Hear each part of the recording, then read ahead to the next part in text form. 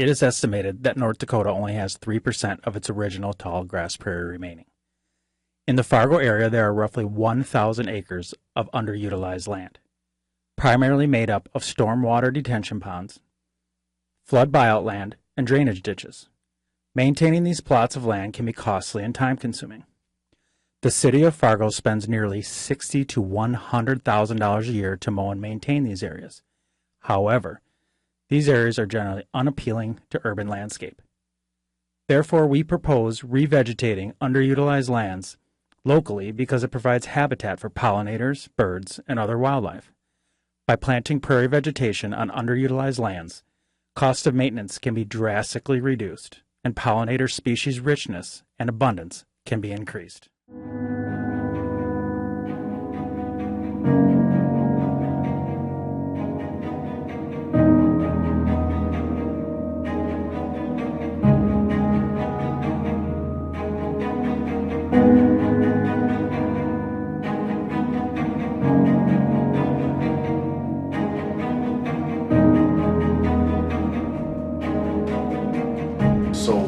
So I work with the Fish and Wildlife Service, and they like to go ahead and revegetate now to natives. Where in the past they either had old field situations, which were pastures that they got, or old pastures that they got when they bought the land or acquired the land, and now they're trying to renovate those to more native habitats. And of course, the goals are pollinators.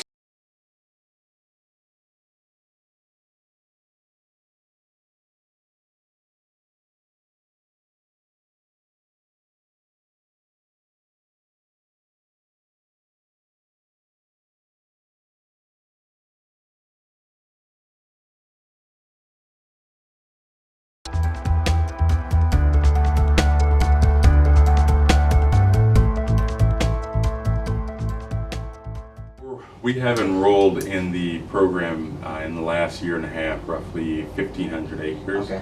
About half of that is prairie acres, and the other half is shrubs, native trees, areas like that.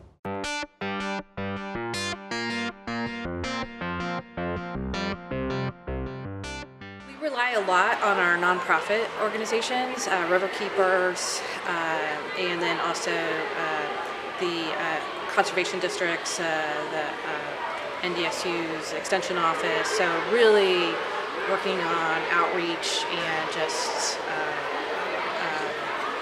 education.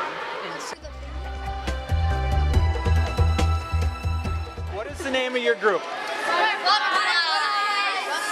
And where do butterflies live? They live in prairies. In meadows. Okay, and what's so important about grass prairies and meadows? They're pollinators. They have flowers and bees.